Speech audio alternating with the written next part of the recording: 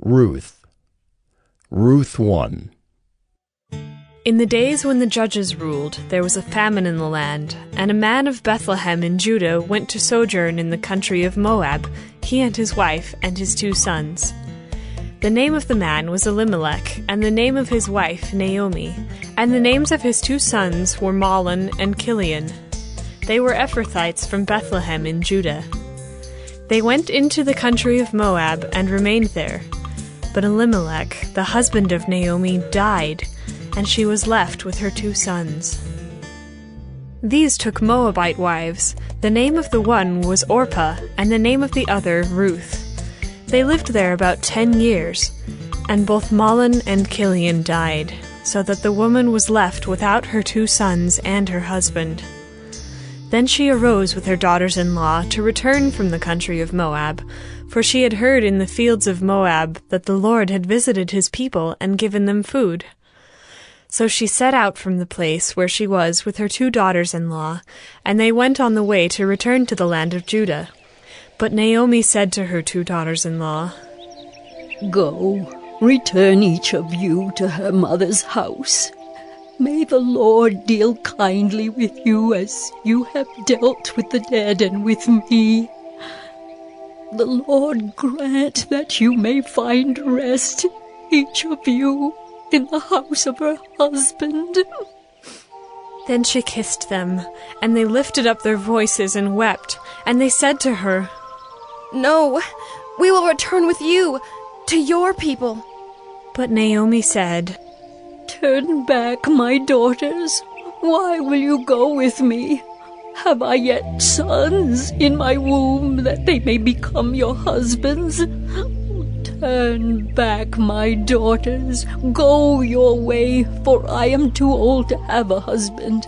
If I should say I have hope, even if I should have a husband this night and should bear sons, would you therefore wait till they were grown? Would you therefore refrain from marrying? No, my daughters, for it is exceedingly bitter to me for your sake that the hand of the Lord has gone out against me." Then they lifted up their voices and wept again. And Orpah kissed her mother-in-law, but Ruth clung to her. And she said, "See, your sister-in-law has gone back to her people and to her gods. Return after your sister-in-law." But Ruth said, "Do not urge me to leave you, or to return from following you. For where you go, I will go, and where you lodge, I will lodge. Your people shall be my people, and your God, my God. Where you die, I will die, and there will I be buried. May the Lord do so to me, and more also, if anything but death parts me from you." And when Naomi saw that she was determined to go with her, she said no more. So the 2 of them went on until they came to Bethlehem. And when they came to Bethlehem, the whole town was stirred because of them. And the women said, "Is this Naomi?" She said to them, "Do not call me Naomi. Call me Mara, for the Almighty has dealt very bitterly with me. I went away full, and the Lord has brought me back empty. Why call me Naomi when the Lord has testified against me, and the Almighty has brought calamity upon me?" So Naomi returned, and Ruth the Moabite, her daughter-in-law, with her, who returned from the country of Moab. And they came to Bethlehem at the beginning of barley harvest. Ruth 2. Now Naomi had a relative of her husband's, a worthy man of the clan of Elimelech, whose name was Boaz. And Ruth the Moabite said to Naomi, "Let me go to the field and glean among the ears of grain after him in whose sight I shall find favor." And she said to her, "Go, my daughter." So she set out and went and gleaned in the field after the reapers. And she happened to come to the part of the field belonging to Boaz, who was of the clan of Elimelech. And behold, Boaz came from Bethlehem, and he said to the reapers, "The Lord be with you." And they answered, "The Lord bless you." Then Boaz said to his young man who was in charge of the reapers, Whose young woman is this? And the servant who was in charge of the reapers answered, She is the young Moabite woman who came back with Naomi from the country of Moab. She said, Please let me glean and gather among the sheaves after the reapers. So she came, and she has continued from early morning until now, except for a short rest. Then Boaz said to Ruth, Now listen, my daughter. Do not go to glean in another field or leave this one, but keep close to my young women. Let your eyes be on the field that they are reaping, and go after them. Have I not charged the young men not to touch you? And when you are thirsty, go to the vessels, and drink what the young men have drawn. Then she fell on her face, bowing to the ground, and said to him, Why have I found favor in your eyes, that you should take notice of me, since I am a foreigner? But Boaz answered her, All that you have done for your mother-in-law since the death of your husband has been fully told to me, and how you left your father and mother and your native land, and came to a people that you did not know before. The Lord repay you for what you have done, and a full reward be given you by the Lord, the God of Israel, under whose wings you have come to take refuge. Then she said, I have found favor in your eyes, my lord, for you have comforted me, and spoken kindly to your servant, though I am not one of your servants. And at mealtime Boaz said to her, Come here, and eat some bread, and dip your morsel in the wine. So she sat beside the reapers, and he passed to her roasted grain, and she ate until she was satisfied, and she had some left over. When she rose to glean, Boaz instructed his young men, saying, Let her glean, even among the sheaves, and do not reproach her. And also pull out some from the bundles for her, and leave it for her to glean, and do not rebuke her. So she gleaned in the field until evening. Then she beat out what she had gleaned, and it was about an ephah of barley. And she took it up and went into the city. Her mother-in-law saw what she had gleaned. She also brought out and gave her what food she had left over after being satisfied. And her mother-in-law said to her, Where did you glean today, and where have you worked? Blessed be the man who took notice of you. So she told her mother-in-law with whom she had worked, and said, The man's name with whom I worked today is Boaz. And Naomi said to her daughter-in-law, May he be blessed by the Lord, whose kindness has not forsaken the living or the dead. Naomi also said to her, The man is a close relative of ours, one of our redeemers. And Ruth the Moabite said, Besides, he said to me, You shall keep close by my young men until they have finished all my harvest.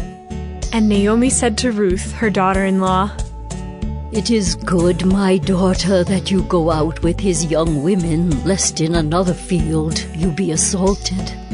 So she kept close to the young women of Boaz, gleaning until the end of the barley and wheat harvests. And she lived with her mother-in-law. Ruth 3. Then Naomi, her mother-in-law, said to her, My daughter, should I not seek rest for you, that it may be well with you? Is not Boaz our relative, with whose young women you were? See, he is winnowing barley tonight at the threshing floor. Wash, therefore, and anoint yourself, and put on your cloak and go down to the threshing floor. But do not make yourself known to the man until he has finished eating and drinking. But when he lies down, observe the place where he lies. Then go and uncover his feet and lie down, and he will tell you what to do. And she replied, All that you say, I will do. So she went down to the threshing floor and did just as her mother-in-law had commanded her. And when Boaz had eaten and drunk, and his heart was merry, he went to lie down at the end of the heap of grain. Then she came softly and uncovered his feet and lay down. At midnight the man was startled and turned over, and behold, a woman lay at his feet. He said, Who are you? And she answered, I am Ruth, your servant. Spread your wings over your servant. for you are a redeemer. And he said, May you be blessed by the Lord, my daughter. You have made this last kindness greater than the first, in that you have not gone after young men, whether poor or rich. And now, my daughter, do not fear. I will do for you all that you ask, for all my fellow townsmen know that you are a worthy woman. And now it is true that I am a redeemer, yet there is a redeemer nearer than I. Remain tonight, and in the morning, if he will redeem you, good, let him do it. But if he is not willing to redeem you, then, as the Lord lives, I will redeem you. Lie down until the morning. So she lay at his feet until the morning, but arose before one could recognize another. And he said, Let it not be known that the woman came to the threshing floor. And he said, Bring the garment you are wearing, and hold it out. So she held it, and he measured out 6 measures of barley and put it on her. Then she went into the city. And when she came to her mother-in-law, she said, How did you fare, my daughter? Then she told her all that the man had done for her, saying, These 6 measures of barley he gave to me, for he said to me, You must not go back empty-handed to your mother-in-law. She replied, Wait, my daughter, until you learn how the matter turns out, for the man will not rest, but will settle the matter today. Ruth 4. Now Boaz had gone up to the gate and sat down there. And behold, the Redeemer, of whom Boaz had spoken, came by. So Boaz said, Turn aside, friend. Sit down here. And he turned aside and sat down. And he took 10 men of the elders of the city and said, Sit down here. So they sat down. Then he said to the Redeemer, Naomi, who has come back from the country of Moab, is selling the parcel of land that belonged to a relative, Elimelech. So I thought I would tell you of it and say, Buy it in the presence of those sitting here and in the presence of the elders of my people. If you will redeem it, redeem it. But if you will not, tell me, that I may know. For there is no one besides you to redeem it, and I come after you. And he said, I will redeem it. Then Boaz said, The day you buy the field from the hand of Naomi, you also acquire Ruth the Moabite, the widow of the dead, in order to perpetuate the name of the dead in his inheritance. Then the Redeemer said, I cannot redeem it for myself, lest I impair my own inheritance. Take my right of redemption yourself, for I cannot redeem it. Now this was the custom in former times in Israel concerning redeeming and exchanging.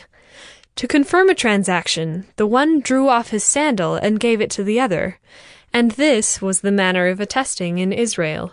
So when the Redeemer said to Boaz, Buy it for yourself, he drew off his sandal.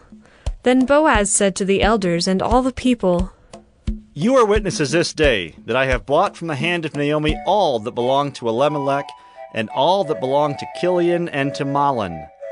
Also Ruth the Moabite, the widow of Mahlon, I have bought to be my wife, to perpetuate the name of the dead in his inheritance, that the name of the dead may not be cut off from among his brothers and from the gate of his native place.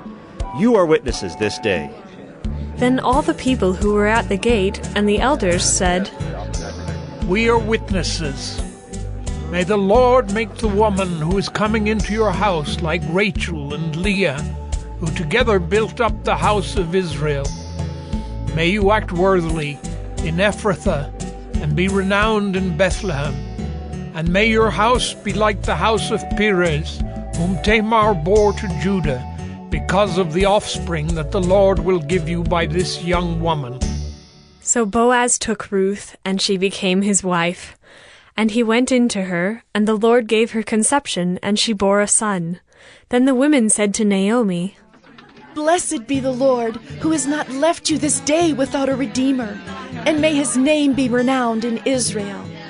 He shall be to you a restorer of life, and a nourisher of your old age, for your daughter-in-law who loves you, who is more to you than 7 sons, has given birth to him. Then Naomi took the child and laid him on her lap, and became his nurse.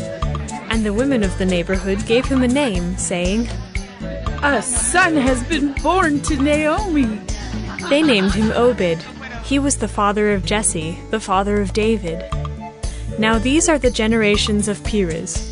Perez fathered Hezron. Hezron fathered Ram. Ram fathered Amminadab. Amminadab fathered Nahshon. Nahshon fathered Salmon.